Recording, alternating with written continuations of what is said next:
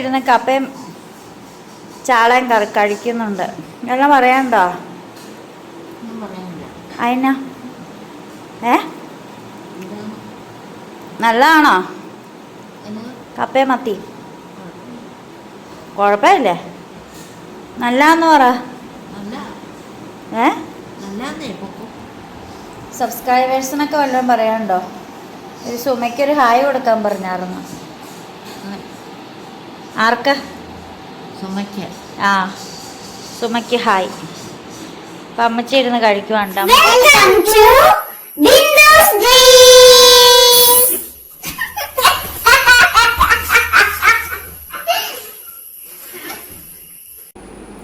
Hi, Bindu സ്ട്രീംസിലേക്ക് എല്ലാ കൂട്ടുകാർക്കും സ്വാഗതം.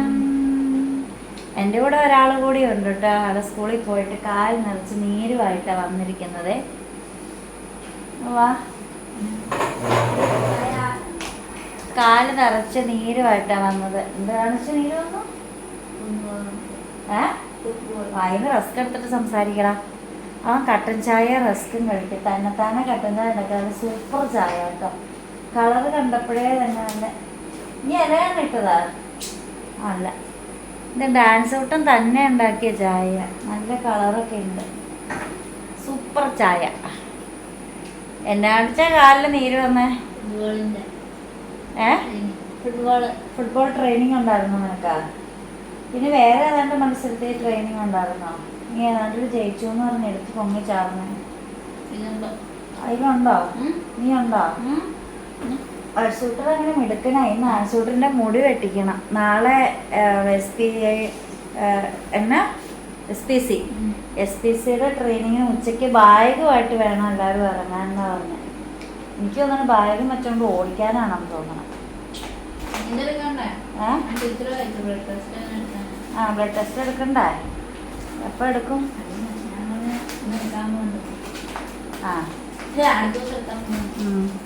ഈ ആഴ്ച കൊടുക്കാനാ പറഞ്ഞേക്കണേ. നമുക്ക് കൊടുക്കണം. ഏതെങ്കിലും ഇനിയിപ്പോൾ കരിമണ്ണൂരില്ലെങ്കിൽ കോടിക്കുളത്താണേലും പോയി എടുത്ത് കൊടുക്കണം. അപ്പം ഞാനിങ്ങനെ കോളേജിൽ നിന്നൊക്കെ വന്നാൽ ഇങ്ങനെയൊക്കെ ഇരിക്കുകയാണ്. പിന്നെ കുളിക്കാനുള്ള വെള്ളം ചൂടാക്കാൻ വെച്ചിട്ടുണ്ട്. ആ ഒരു ദോഷം മാറിയില്ല, അതുകൊണ്ട് ഞാനിപ്പോൾ തണുത്ത വെള്ളത്തിൽ കുളിക്കാറില്ല. ചുമ പതുക്കെ മാറിയിട്ടുണ്ട്, പക്ഷെ ബാക്കിയുള്ള ജലദോഷം മാറിയിട്ടില്ല. കഫക്കെട്ടും ഉണ്ട്, അതുകൊണ്ട് ഇപ്പോൾ തണുത്ത വെള്ളത്തിലെ കുളി ഉപേക്ഷിച്ച് നിർത്തിയിരിക്കുകയാണ്. പിന്നെ കുറേ തുണിയെല്ലാം ചേട്ടൻ ഇന്ന് വാഷിംഗ് മെഷീനിലിട്ട് അലക്കി ഉണങ്ങി കട്ടിൽ കൂട്ടിയിട്ടേക്കുക. അത് എനിക്ക് വേണ്ട. അതും ഒന്ന് മടക്കി വെക്കണം. അങ്ങനെ കുറേ പണികളുണ്ട്. ഞാൻ എന്നാണല്ലോ കുളിച്ചിട്ടാണ് എല്ലാം ചെയ്യുന്നുള്ളൂ.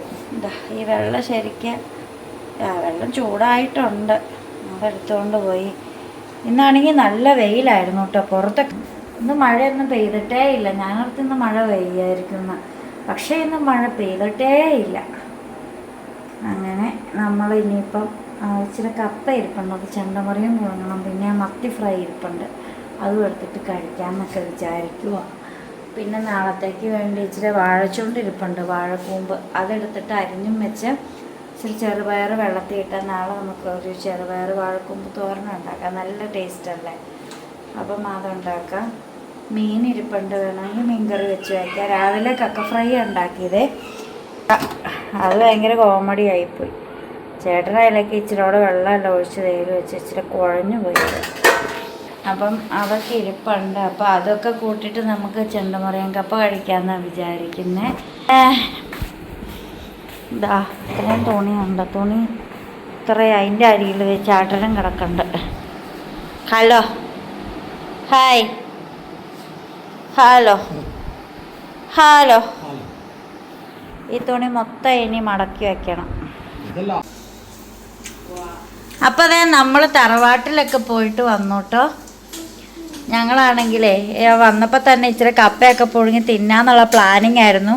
പക്ഷെ ചേട്ടൻ കട്ടിലെ കയറി കിടക്കണുണ്ടപ്പോൾ പിന്നെ എനിക്ക് അപ്പടി ക്ഷീണമായിപ്പോയി. അപ്പം ഞാനും കിടന്നു. അതുകൊണ്ട് പണിയൊന്നും നടന്നില്ല. അതുകൊണ്ട് ഞങ്ങളിപ്പോഴാണ് കപ്പയൊക്കെ ഉണ്ടാക്കി അങ്ങനെ കഴിക്കണത് കേട്ടോ. കപ്പയും മത്തി പൊരിച്ചതും കക്ക ഇറച്ചി.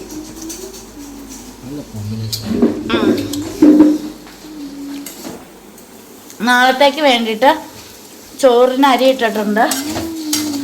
അവിടെ ഒരാൾ കുക്കിങ്ങിലാണ് കേട്ടോ. എടാ അത് മാറ്റടാ, ആ ഇല മാറ്റടാ, ഇലക്ക് തീ പിടിക്കൂടാ. എന്നാ ഇങ്ങനെ കയറ്റാ, അങ്ങ് കയറ്റടാ, അകത്തിയിട്ട് കയറ്റാ, അങ്ങാ സൈഡ് കയറ്റാ. തീ കുറച്ചിടാ, അടി പിടിക്കാതെ. അങ്ങോട്ട് ഫിറ്റായിട്ട് ടൈറ്റായിട്ട് പിടിച്ചാൽ മതി. കുക്കിങ് പഠിപ്പിക്കട്ടെ ചെറുക്കനെ. അപ്പം എല്ലാവരും ചോദിക്കും അമ്മച്ചി എന്ത് ചെയ്യുന്നു. അമ്മച്ചി ഇവിടെ ഇരുന്ന് കപ്പയും ചാളയും കഴിക്കുന്നുണ്ട്. എല്ലാം പറയാനുണ്ടോ? അതിനാ നല്ലതാണോ കപ്പയും മത്തി? കുഴപ്പമില്ലേ? നല്ലാന്ന് പറ. സബ്സ്ക്രൈബേഴ്സിനൊക്കെ വല്ലതും പറയാനുണ്ടോ? ഒരു സുമയ്ക്കൊരു ഹായ് കൊടുക്കാൻ പറഞ്ഞായിരുന്നു. ആർക്ക്? സുമയ്ക്ക്. ആ സുമയ്ക്ക് ഹായ്. അപ്പം അമ്മച്ചി ഇരുന്ന് കഴിക്കുവാണ്ട്. അമ്മച്ചിയുടെ ടേബിളിലൊക്കെ വെച്ചിരുന്ന കഴിക്കുന്നത്. ഞാൻ പിന്നെ ഇവിടെ ഇരിക്കണമെന്ന് വെച്ചാലേ നമ്മൾ അപ്പുറം പോയിരുന്നിട്ടുണ്ടെങ്കിൽ ഇത് തിളച്ചിട്ട് വെള്ളം പോകും. ഞാനാണ് ഇച്ചിരി അധികം വെള്ളം വെക്കുകയും ചെയ്തു. എന്ത് കാര്യത്തിനാണ് അറിയണം. എനിക്ക് വേണ്ട, എനിക്ക് വേണ്ട. ഇവിടുത്തെ അല്ല, എവിടത്തെ ആണല്ലേ? എടാ എനിക്ക് വേണ്ടാത്തോണ്ടാടാ. എടാ എന്നെ ശല്യം ചെയ്യല്ലേ. എടാ പ്ലീസടാ, എനിക്ക് വേണ്ട വെച്ചാ. അപ്പൊ ചാച്ചൻ്റെ അടുത്ത് പോയി കുറേ നേരം ഇരുന്നു. ചാച്ചനോട് വർത്താനം ഒക്കെ പറഞ്ഞു. ചാച്ചനാണെങ്കിൽ ഇതാ വരാനുള്ളവരൊക്കെ വന്നു. എനിക്കിനി ആരെയും വരുമൊന്നും വേണ്ട, കാണാനുള്ളവരെയൊക്കെ കണ്ടു എന്നൊക്കെ ചേട്ടനെ കണ്ട സന്തോഷത്തിലൊക്കെ അറിയിച്ചിട്ടുണ്ട്. പറ.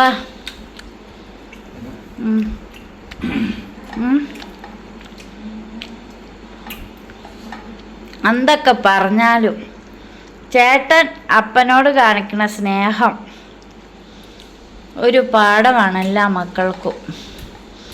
അടുത്ത് വന്നിരുന്ന് ഇച്ചിരി നേരം വർത്താനമൊക്കെ പറഞ്ഞ അതൊരു ലെസണാണ്. ചേട്ടൻ ഇങ്ങനെയൊക്കെ സംസാരിക്കാൻ അറിയാവുന്ന പോലെ ഞാൻ അന്നേരം കാണുന്നത്. ചാച്ചൻ്റെ അടുത്ത് ചേർന്നിരുന്ന് കൊഞ്ചിക്കണതും ചാച്ചനെ സ്നേഹിക്കണതും.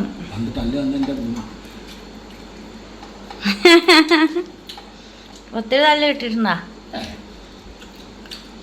പക്ഷെ ചാച്ചൻ്റെ മക്കളോടൊക്കെ നല്ല സ്നേഹമാണ്.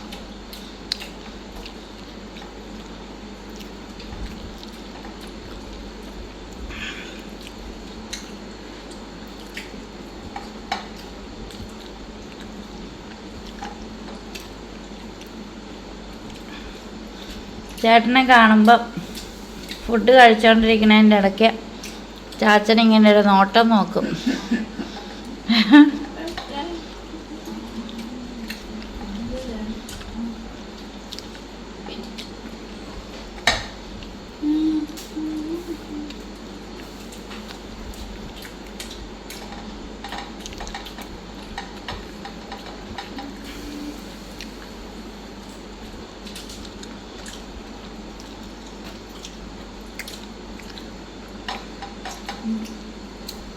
അതുപോലെ പ്രായമായ മാതാപിതാക്കളുണ്ടെങ്കിൽ അവരൊക്കെ കട്ടിലൊഴിയാനായിട്ട് നോക്കിയിരിക്കുന്നവരാ. ഒരുപാട് മക്കൾ നോക്കി നോക്കി നോക്കി നോക്കി മടുത്ത് കഴിയുമ്പോഴും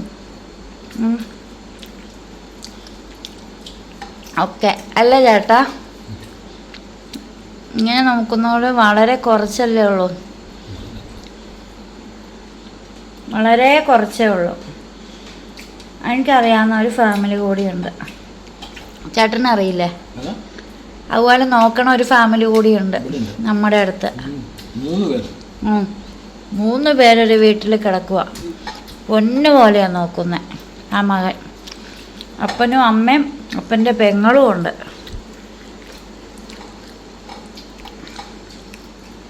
കളപ്പ.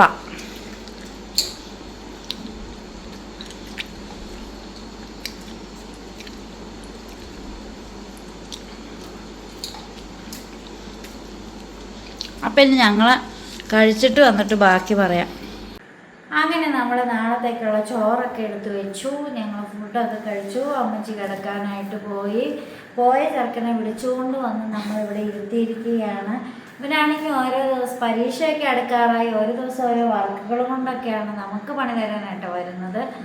അപ്പം എൻ്റെ പ്ലാനിങ് ഇങ്ങനെയൊന്നും അല്ലായിരുന്നു. സത്യം പറഞ്ഞാൽ പ്ലാൻ വേറെ ആയിരുന്നു. നമ്മൾ ഞാൻ കോളേജ് ബസ്സിൽ ഇരുന്നപ്പോഴേ ചിന്തവേ 4:30 ആകുമ്പോൾ വീട്ടിലെത്തും. അപ്പോൾ ആ പണി ചെയ്യണം, ഈ പണി ചെയ്യണം, അങ്ങനെ പണികളൊക്കെ തീർക്കണം, എന്നിട്ട് തറവാട്ടിലേക്ക് പോകണം. പക്ഷെ ഇവിടെ വന്നു കഴിഞ്ഞപ്പോൾ ചേട്ടനെ കണ്ടു കഴിഞ്ഞപ്പോഴത്തേക്കും സ്വാഹ. ഇവിടെ ഇരുന്ന് തുണിയൊക്കെ ഉണ്ട് ചേട്ടൻ, ഞാൻ മടക്കി വെച്ചത് എവിടെ കൊണ്ട് വെച്ചു?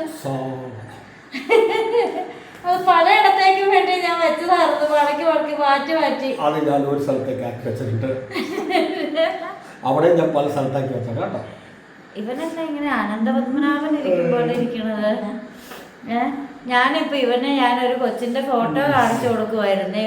ഇവൻ്റെ കൂടെ തന്നെ ഉണ്ടായ ഒരു കൊച്ചാണ് കേട്ടോ. ആ കൊച്ച് ഇവന് ഒറ്റ ദിവസം ഉണ്ടായതാ.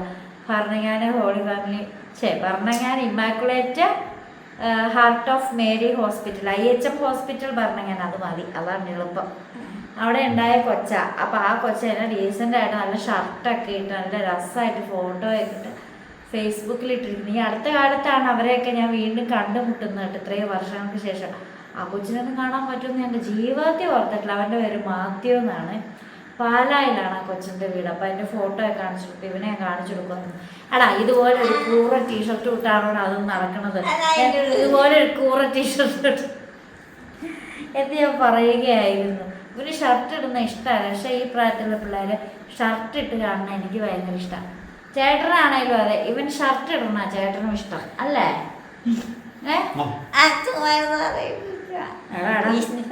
അവനിപ്പോ കൂറ ടീഷർട്ട് കണ്ടപ്പോൾ അവന് നാണം വന്നേ.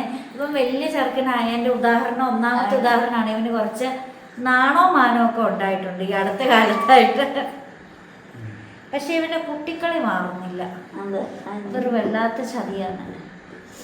അപ്പോൾ ഒത്തിരി പേര് ചാച്ചൻ്റെ കാര്യങ്ങളൊക്കെ അന്വേഷിക്കുന്നുണ്ട്. ഇൻസ്റ്റഗ്രാമിലൊക്കെ മെസ്സേജ് ഇട്ട് ചോദിക്കുന്നുണ്ട്, ചാച്ചൻ്റെ വീഡിയോ എന്താ വരാത്തത് എന്നൊക്കെ ചോദിക്കുന്നുണ്ട്. സത്യം പറയാലോ, ഒരു കാര്യത്തിൽ ചാച്ചൻ ഭാഗ്യവാനാണ്. ചാച്ചൻ നല്ല പൊന്നുപോലെ നോക്കാനായിട്ട് ഒരു മരുമോള് തൊട്ടടുത്ത വീട്ടിൽ ചാച്ചനുണ്ട്. ചേച്ചി എന്താവശ്യത്തിനും ഓട്ടിപ്പാഞ്ഞു വരും കേട്ടോ.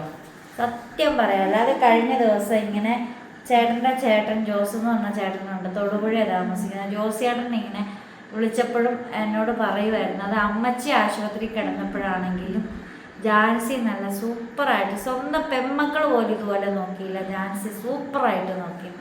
ഇതുപോലെയൊക്കെ ഉള്ള മരുമക്കളൊക്കെ അധികം ഒന്നും കാണാനുണ്ടാവില്ല അല്ലേ? ചേച്ചി രാവിലെ വരും, ഉച്ചയ്ക്ക് വരും, വൈകിട്ട് ചായ കൊടുക്കാനായിട്ട് വരും. ചേച്ചിക്ക് എന്തെങ്കിലും അത്രയ്ക്ക് അത്യാവശ്യം ഉണ്ടെങ്കിൽ മാത്രം ചേച്ചി വരാതിരിക്കുള്ളൂ. ശരിയല്ലേ? പറയാത്തന്നെ അങ്ങേരക്ക് ചേട്ടാ, അംഗീകരിക്ക് ചേച്ചീനെ. 40-41 കൊല്ലം മുമ്പേ അംഗീകരിച്ചതാണെന്ന് പറയുന്നത്. ചേച്ചി ആ വീട്ടിൽ മരുമകളായിട്ട് വന്നിട്ട് 41 വർഷമായി. 41 വർഷം നിസ്സാര വർഷമൊന്നുമല്ല. അതായത് ഞാനുണ്ടായ വർഷം, ഞാനുണ്ടായി 1 മാസമായപ്പോൾ ചേച്ചിയുടെ കല്യാണം കഴിഞ്ഞ ചേച്ചി ആ വീട്ടിൽ വരുന്നത്. അപ്പോൾ അങ്ങനെ സൂപ്പറായിട്ട് ചേച്ചി നോക്കും. വൈകുന്നേരം പിന്നെ നമ്മൾ ചെല്ലും, പാമ്പറൊക്കെ മാറ്റിക്കുന്നത് ചേട്ടനാണ്. ഡെയിലി ഈ ഒരു റൂട്ടീനിൽ തന്നെയാണ് നമ്മൾ പോയിക്കൊണ്ടിരിക്കുന്നത്. അപ്പം ആ ഒരു കാര്യത്തിൽ ചാച്ചൻ ഭാഗ്യവാനാണ്. പിന്നെ ഇന്നത്തെ കാലത്തെന്ന് വെച്ചിട്ടുണ്ടെങ്കിൽ പല വീട്ടിലും വലിയ ഒത്തൊരുമകളും കാര്യങ്ങളും ഒന്നും ഉണ്ടാവുകയൊന്നുമില്ല. പെമ്മക്കൾ കയറി വന്നിട്ടുണ്ടെങ്കിൽ മൈൻഡ് പോലും ചെയ്യത്തില്ലാത്ത കുടുംബങ്ങൾ കാണാനൊക്കെ പറ്റും. അതുപോലെ തന്നെ ആരോടും വീട്ടിൽ വരുന്നവരോടും മിണ്ടാത്ത കുറേ ജന്തുക്കളുള്ള വീടുകളൊക്കെ ഉണ്ട്. അങ്ങനെയുള്ള വീടുകളൊക്കെ ഉണ്ട്, അറിയാവോ? ഞാൻ ഇഷ്ടംപോലെ കണ്ടിട്ടുമുണ്ട്, അനുഭവിച്ചിട്ടുമുണ്ട്. നമ്മൾ കയറി ചെല്ലുമ്പം ഇങ്ങനെ പിടിച്ചോണ്ട് തിരിഞ്ഞ് ഏതെങ്കിലും റൂമിൽ പോയിരിക്കുന്നവരൊക്കെ ഉണ്ട്. ഇഷ്ടം പോലെയുള്ള അങ്ങനെയുള്ള കുറച്ച് ജന്മങ്ങളും ഉണ്ട് സത്യമായിട്ടും. അപ്പം അങ്ങനെയുള്ളവരുടെ ഇടയ്ക്ക് ഇതുപോലെ ജാൻസി ചേച്ചിയെ പോലെയുള്ള നല്ല മനുഷ്യരും ഉണ്ട് എന്നുള്ളതിൽ ഒരുപാട് സന്തോഷമുണ്ട്. കാരണം എൻ്റെ കൂടെ വർക്ക് ചെയ്ത ആ പെങ്കൊച്ചൊക്കെ പറയുമായിരുന്നു, അതിൻ്റെ വീട്ടിൽ ഇതുപോലെ അപ്പൻ്റെ വീട്ടിൽ ഇതുപോലെ മറ്റു മക്കളൊക്കെ കയറി വരുമ്പോഴത്തേക്കും ഒരു സ്ത്രീ വീട്ടിൽ കെട്ടിക്കൊണ്ടത് ഒരു സ്ത്രീ വാതിലടച്ചിട്ട് അകത്തിരിക്കുന്നു, ചായ കൊടുക്കുവാട്ടെ, ഇവരോട് മിണ്ടുവാട്ടെ, ഒന്നും ചെയ്യത്തില്ല. അല്ലെങ്കിൽ അവർ ഇറങ്ങി ഒരു പോക്കുണ്ട്. എനിക്ക് അങ്ങനെ അറിയാവുന്ന ഒത്തിരി വീടുകളുണ്ട്. അപ്പം അങ്ങനെയുള്ള കുറേ ജന്മങ്ങളും ഉണ്ട്. അതിൻ്റെ ഇടയ്ക്ക് കുറച്ച് നല്ല മനുഷ്യരുണ്ട്. ഈ നല്ല മനുഷ്യരെ ഇൻട്രൊഡ്യൂസ് ചെയ്യാനായിട്ട് അഭിമാനം മാത്രമേ ഉള്ളൂ. അപ്പം ചുറ്റുപാടും നടക്കുന്ന ഓരോ കാര്യങ്ങളൊക്കെ കാണുമ്പോഴേ ഇങ്ങനെയാ പറയാതിരിക്കാൻ പറ്റുക. എല്ലാ മക്കളും ഒത്തൊരുമിച്ചാലും ചില മക്കളും ഒത്തൊരുമിക്കാത്ത വീടുകളും ഉണ്ട്. ശരിയല്ലേ? ആരെങ്കിലും ഒരാളങ്ങ് വിട്ട് നിന്നിട്ടുണ്ടെങ്കിൽ ആ വീട്ടിലെ സന്തോഷം മൊത്തം ഇല്ലാണ്ടായില്ലേ? ശരിയല്ലേ? എനിക്ക് പറയുന്നതിലൊന്നും ഒരു മടിയില്ല. നിങ്ങളും പറയട്ടോ അങ്ങനെയുള്ള അനുഭവങ്ങളൊക്കെ ഉണ്ടെങ്കിൽ. പ്രത്യേകിച്ചും സ്വന്തം വീട്ടിൽ നിന്ന് കല്യാണം കഴിഞ്ഞ് പോയ പെൺമക്കളൊക്കെ സ്വന്തം വീട്ടിലേക്ക് തിരിച്ചു വരുമ്പോൾ മൈൻഡ് ചെയ്യാത്ത മരുമക്കളൊക്കെ ഉണ്ടെങ്കിൽ, അല്ലെങ്കിൽ വീട്ടിൽ കെട്ടിക്കൊണ്ട് വന്ന പെണ്ണുങ്ങളൊക്കെ ഉണ്ടെങ്കിൽ അതിൻ്റെ ബുദ്ധിമുട്ട് ചിലപ്പോൾ പ്രായമായ അപ്പനും അമ്മയ്ക്കൊക്കെ കാണും. ഒന്നും പറയാൻ പറ്റാത്ത അവസ്ഥയിൽ അവർ വയ്യാതിരിക്കുമായിരിക്കും. അപ്പം ഞങ്ങളുടെ മക്കൾ വന്നിട്ട് ഒരു പച്ചവെള്ളം പോലും കഴിക്കാതെയാണല്ലോ പോകുന്നത്. ഞങ്ങളുടെ മക്കൾ വന്നിട്ട് വിരുന്നുകാരെ പോലെ അതിഥികളായിട്ട്, അതായത് ആ വീട്ടിൽ ജനിച്ചു വളർന്ന പെൺമക്കളും ആമക്കളും അടക്കം കയറി ചെല്ലുമ്പോൾ അവർ വെറും വിരുന്നുകാരായിട്ട് അവരുടെ മുന്നിൽ വാതിലൊക്കെ കൊട്ടി അടയ്ക്കപ്പെടുന്ന അവസ്ഥകളൊക്കെ സൃഷ്ടിക്കുന്ന ചില ജന്തുക്കളൊക്കെ ഉണ്ട്. അവർ അങ്ങനെ തന്നെ ആനിമൽസിന് പോലും അല്ലെങ്കിൽ മൃഗങ്ങൾക്ക് പോലും ഇതിനും കൂടുതൽ മറ്റു മൃഗങ്ങളോടൊരു കാരുണ്യമൊക്കെ ഉണ്ട്. കാരണം ഞാൻ ഒത്തിരി വീഡിയോ കണ്ടിട്ടുണ്ട്. ഈ സിംഹം അല്ലെങ്കിൽ പുലിയൊക്കെ മാൻകുഞ്ഞിനെയൊക്കെ പിടിച്ചിട്ട് അല്ല മാനിനെ പിടിക്കുമ്പോൾ കുഞ്ഞുങ്ങൾ വന്ന് നിൽക്കുമ്പോഴത്തേക്കും വിട്ടിട്ട് പോകുന്ന കരുണ മൃഗങ്ങളിൽ കാണാറുണ്ട്. അതുപോലും ഇല്ലാത്ത കുറേ ജന്മങ്ങളും നമ്മുടെ ഇടയിലൊക്കെ ഉണ്ട്. അങ്ങനെയുള്ളവരെ കുറിച്ച് പരാതി പറയുന്നത്, അങ്ങനെയുള്ളവരെ കുറിച്ച് സങ്കടം പറയുന്ന ഒരുപാട് പേര് ഉണ്ട്. പ്രത്യേകിച്ചും ഞാൻ സോഷ്യൽ മീഡിയ കൈകാര്യം ചെയ്യുന്നതിനിടയ്ക്ക് അങ്ങനെ ഒക്കെ വിഷമങ്ങൾ പറയുന്നവർ ഒത്തിരി പേര് പറയും എങ്ങനെ കോണ്ടാക്ട് ചെയ്യുക എന്ന് ചോദിക്കാറുണ്ട്. എന്താണ് കാര്യം? അവരെ കേൾക്കാൻ ഒരാളുണ്ടല്ലോ എന്ന് ഓർത്തിട്ട് നമ്മളോട് സങ്കടങ്ങൾ പറയാൻ വരുന്നതാണ്. അവർ മെസ്സേജസ് ആയിട്ടൊക്കെ ഇങ്ങനെ ഇട്ട് തരും, അവരുടെ സങ്കടങ്ങളൊക്കെ ഇട്ട് തരും. നമ്മൾ എന്തെങ്കിലും കേട്ടോ ഒന്ന് മൂളിയാലോ അല്ലെങ്കിൽ സാറേ ഇല്ലെന്നൊക്കെ പറഞ്ഞാൽ ആശ്വാസം കൊള്ളുന്ന ഒത്തിരി പേരുണ്ട്. അപ്പം അങ്ങനെയുള്ളവർ പറഞ്ഞ അനുഭവങ്ങളും നമ്മുടെ കൺമുന്നിൽ കാണുന്ന ഇതുപോലെ കൊട്ടി അടയ്ക്കപ്പെടലുകളൊക്കെ കൺമുന്നിൽ കാണാറുമുണ്ട്. പക്ഷേ ഇവരൊക്കെ ഇതിനൊക്കെ ഒരു ദിവസം ഒരു ഉത്തരം നൽകിയേ തീരുള്ളൂ. അത് കർമ്മ എന്ന് പറയുന്നവരുണ്ട്. കർമ്മ ഈസ് എ ബൂമറാങ്. കർമ്മം ചെയ്യുന്നുണ്ടോ അത് നേരെ തിരിച്ചു വന്നിരിക്കും. കർമ്മ എന്ന് പറയുന്നത് ഇങ്ങനെയാണ്. എല്ലാത്തിനും ഒരു സർക്കിൾ ഉണ്ടല്ലോ, അതിങ്ങനെ വന്നിട്ട് ഇങ്ങനെ വരും, ഇങ്ങനെ വന്നിട്ട് ഇങ്ങനെ വരും. നീ മറ്റുള്ളവരുടെ നേരെ വിരൽ ചൂണ്ടുമ്പോൾ ബാക്കിയുള്ള 4 വിരലുകൾ നിന്റെ നേരെ തന്നെയാണ്. നീ മറ്റുള്ളവരുടെ നേരെ കുറ്റം പറഞ്ഞുകൊണ്ടിരിക്കുമ്പോൾ ബാക്കി 4 വിരലുകൾ നിന്നെ കുറ്റം പറഞ്ഞുകൊണ്ടിരിക്കുക, അതേ കുറ്റം നിന്നെ പറഞ്ഞുകൊണ്ടിരിക്കുക. അങ്ങനെയുള്ള ഒത്തിരി വീടുകളുണ്ട്. അപ്പം അതിൽ നിന്നെല്ലാം സത്യം പറയാമല്ലോ, ചാച്ചൻ അങ്ങനെ ഒരു മരുമോളെ കിട്ടിയതിൽ ചാച്ചൻ വളരെ ഭാഗ്യവാനാണ്. ചേച്ചി വന്നിട്ടോ ഒറ്റയ്ക്ക്, അതായത് വയറ്റിൽ നിന്നൊക്കെ പോകുമ്പോഴും അതെല്ലാം തുടച്ച് നീക്കുന്നത്, യാതൊരു അറപ്പും ഇല്ലാതെ അതൊക്കെ സ്വന്തം കൈകൊണ്ട് തന്നെ തുടച്ച് നീക്കി മൊത്തം മാറ്റി പാമ്പറൊക്കെ മാറ്റിച്ച് നല്ല സൂപ്പറാക്കി എങ്ങനെ ഒരു അപ്പനെ അമ്മേനെ ശുശ്രൂഷിക്കാമെന്നൊക്കെ കണ്ടുപഠിക്കാം. ഞാൻ അത്ഭുതത്തോടു കൂടി കണ്ടുപഠിക്കാറുണ്ട്. ഞാൻ ചിലപ്പോൾ ഒക്കെ അതുപോലെ ചെയ്യാൻ നോക്കാറൊക്കെ ഉണ്ട്. പക്ഷേ എന്നെ കൊണ്ടൊന്നും അങ്ങനെ പറ്റത്തില്ല, സത്യം പറയാനും. അത്ര ഒരു തഴക്കം വഴക്കം അല്ലേ. പക്ഷേ ഞാൻ കണ്ടുപഠിക്കാറുണ്ട്. ഞാൻ കൂടാറും ഉണ്ട് കേട്ടോ. എപ്പോഴൊന്നും ഇല്ലെങ്കിൽ ഞാൻ കൂടാറുണ്ട്. ചേച്ചി എല്ലാം പെട്ടെന്ന് ആക്കി തരും. മുണ്ടൊക്കെ മാറ്റി ഉടുപ്പിക്കാനൊക്കെ ആണെങ്കിലൊക്കെ പെട്ടെന്ന് മാറ്റിത്തരും. അതുകൊണ്ട് ഞാൻ കാണുമ്പോഴൊക്കെ ചേച്ചി അവിടെ നല്ല ഭംഗിയായിട്ട് ക്ലീൻ ചെയ്യാറുമുണ്ട്. ചാച്ച കിടക്കുന്ന മുറിയൊക്കെ ആണെങ്കിലും ചേച്ചി നന്നായിട്ട് ക്ലീൻ ചെയ്യും. അപ്പം അതുപോലെ ടോയ്ലറ്റൊക്കെ ആണെങ്കിലും ചേച്ചി വന്ന് നല്ല ഭംഗിയായിട്ട് ക്ലീനാക്കി അല്ലേ, നല്ല സൂപ്പറായിട്ട്. ഇവരൊക്കെ താമസിച്ച ചേച്ചിയുടെ സ്വന്തം വീടാണ്. ചേച്ചി വേറെ പോയെങ്കിലും ചേച്ചീനെ കെട്ടിക്കൊണ്ട് വന്ന് ചേച്ചി കുറേ നാളവിടെ ജീവിച്ചതാണ്.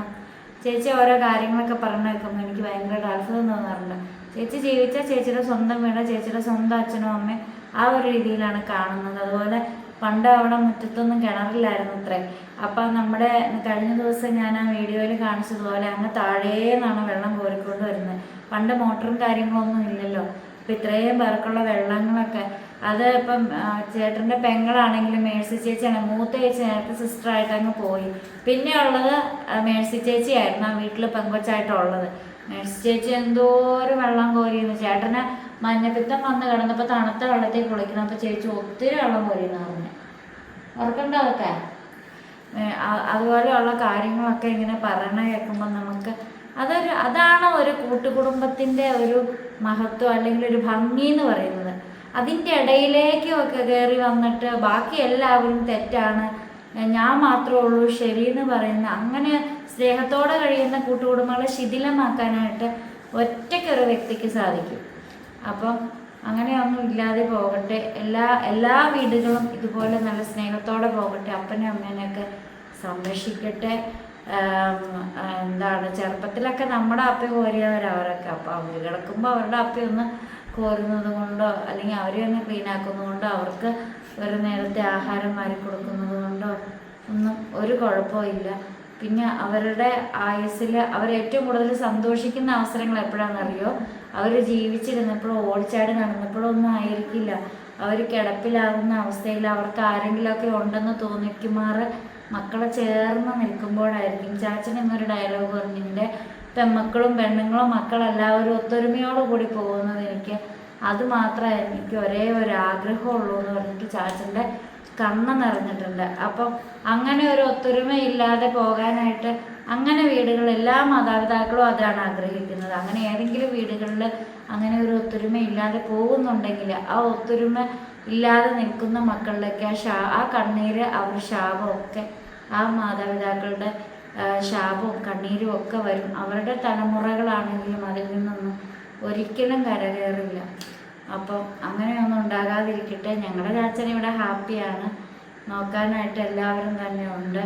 എല്ലാവരെയും ചാച്ചൻ അന്വേഷിക്കാറുണ്ട്, ഹാപ്പി ആയിട്ടൊക്കെ ഇരിക്കുന്നു, നമ്മളോട് നന്നായിട്ട് സംസാരിക്കാറുണ്ട്.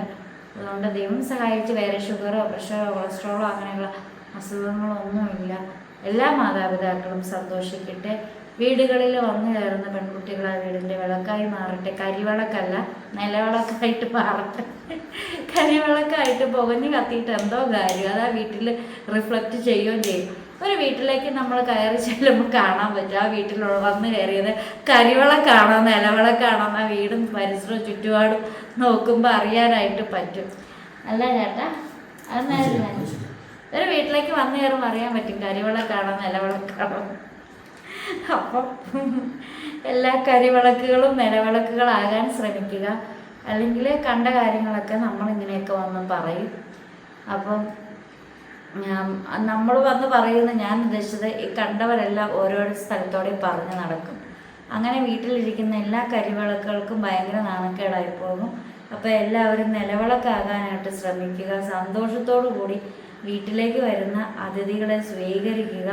ബാക്കി മക്കളൊക്കെ വരുമ്പോൾ സന്തോഷത്തോടു കൂടി സ്വീകരിച്ച് പറഞ്ഞയക്കാനായിട്ട് നോക്കുക. അല്ലെങ്കിൽ അതൊക്കെ കർമ്മ ഈസ് എ ബൂമറാങ്, കർമ്മയ്ക്ക് അടിമപ്പെടാതിരിക്കുക.